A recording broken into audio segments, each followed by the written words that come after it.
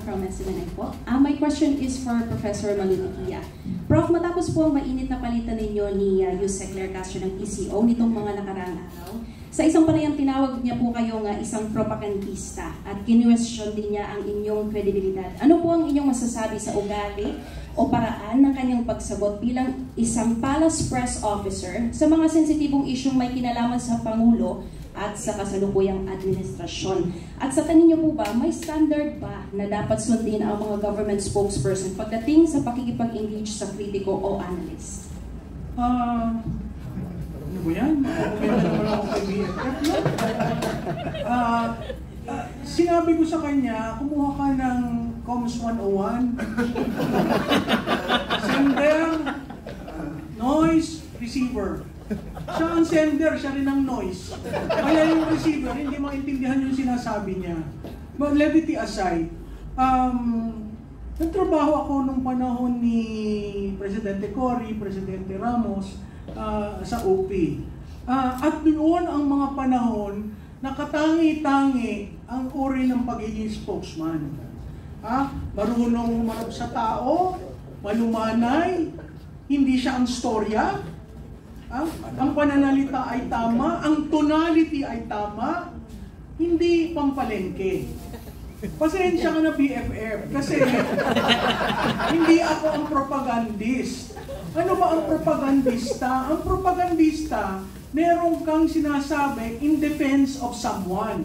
Ay, sino ang pinotektahan ko? Sinasabi niya, maka Duterte ako. Ako hindi maka Duterte. Naging Duterte na lang ako dahil sa pasasalamat ko dun sa 6 na taon niyang paninilbihan. Hindi ako tumulong ng eleksyon sa kanya. Nakay-binay ho ako.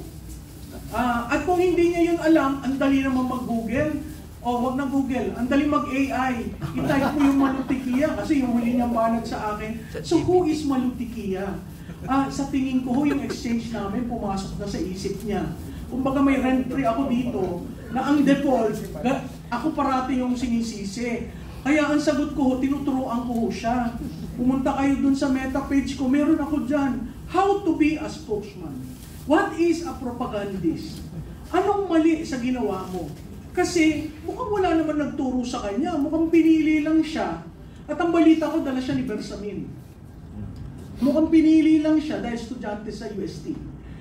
Pinili lang siya at ang default niya, sisihin ng Duterte. Saan ka naman nakakita ng spokesman na ganon? Diba? Si Duterte na nasa dahig, sisisihin mo. May narinig ka ba dito sa amin na nagpropaganda kami para kay Duterte? Ito'y partido niya. Pero simula nung nagsimula tayo, walang nagbabanggit na ang mga Duterte magagaling. Walang ganon. Pero siya, ganon. Ang ina-address ko sa mainstream media, pag kayo nagtanong ng tanong, siguraduhin yung sagutin niya. Kasi kasama kayo sa propaganda. Kung i-accept nyo yung sagot niya. Perfect example, what do you think about incapacity? Sinagot ba niya? Hindi. Ang pivot niya ay ang mga Duterte, dapat tanungin yan. Yung mga, yung baha, nagsimula sa mga Duterte. Kaya nung tinatanong ko siya sa datos, hindi nga siya spokesman, ang pangalan niya, Press Information Officer. Information. Dalhin mo sa usapin ng datos, wala siya. Pero dalhin mo dun sa bastusan, nandun siya. Diba? Ang tanong ko sa mga nasa Malacanang, hindi nyo ba ginagalang ang institusyon ng presidente? Hindi nyo ba ginagalang yan? Kasi hindi lang kayo ang mag-occupy dyan. Ipapasa nyo yan sa susunod na liderato. Anong ipapasa nyo kung yung institusyon sira? Dahil kay Claire Castro. Dadalhin ko sa kanya. Kasi nakakahiya. She is not communicating. She is the propagandist. Yes. Kasi paano? Ako, tinawag niya ako propagandista. Ang sabi ko, anong proof mo? Ako ba'y pinabayaran ng mga Duterte? Hindi. Kliyente ko ba sila? Hindi. Kaya nga ang sinabi ko, ako'y Pilipino, mahal ko ang bansa ko, magkokomentaryo ako. Hanggat ikulong ako ni John Vic Remulla. Diba? Kasi inciting to sedition, wala nga akong sinabi na ibagsak ang administrasyon. Ito, example. So, really, ang appeal ko kay Secretary Dave Gomez, Si Dave Gomez is a man drilled on communication, crisis communication. Pwede ba? Alisin nyo na siya. Kasi kung gusto nyo makabawi ang Pangulo sa tiwala, yung trust rating, trinat namin yan. Simula ba nung naging spokesperson siya, ano ang trust rating ng presidente? Dumadaos-os. Partially because of her. Tapos yan ang magiging bridge mo sa various audience to explain a policy, a program, what is happening. Kaya yung mga beat reporter sa Malacanang, natutuwa ako dahil maanghang lang na magtanong. Ikaw, ito bang approach mo? Alam ni Presidente, kay Ivan Mayrina ng GMA7, saludo ako sa'yo, tinanong mo. Anong sinagot? At a-accept niyo yun as gospel truth?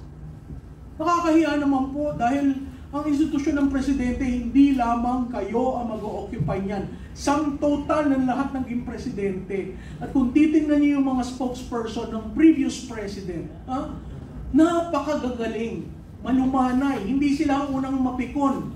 O dun sa exchange namin, sabi ko nga, mahina ito eh. Maglagay ka ng trap, kinakagat. Diba? Ilang beses ako nag-trap. Kaya alam kong hindi marunong sa messaging, hindi marunong sa comms, kasi kagat siya ng kagat. Tapos ang depensa niya, sarili na niya. Diba? Ay, bakit sarili mo? Di ba yung principal mo dapat ang dinidepensahan mo? Kaya nagiging pikon, nagiging namumula, humahaba yung liig.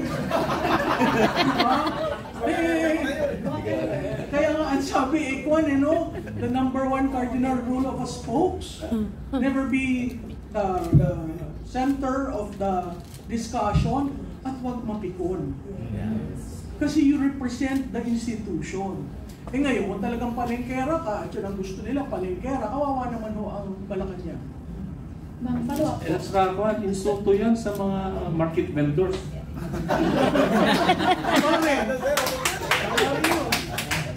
Prof, bakit po ninyo ay kine-question po yung credibilidad? Paano na lang po ang ordinaryong mamamayang Pilipino when asking questions or raising issues and concerns? What kind of message is this sending to the public? Ang the way siya mag-respond? Sa tingin ko, pumasok na yung kapangyarihan sa utak niya.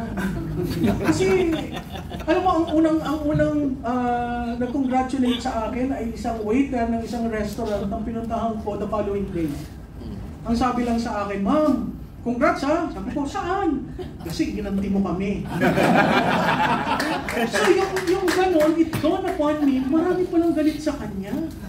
Akala ko naiintindihan kasi, di ba, yung street, hindi nga street eh, sabi ko gutter eh. Pero natuwa ako dun sa waiter na yun, pinamayan ko siya. Sabi ko, hindi ko alam na gano'n ang reaksyon ng taong bayan sa kanya. So, alam niyo, temporary lang yung pag-upo sa kapangyarihan. At babalik ako at babalik. Public office is a public trust. Yung public trust, DFF, public trust. Hindi bardagulan. At sa mainstream media, mahiya naman kayo kung kakagat kayo dun sa propaganda niya. Maraming salamat. Next question. Identify yourself and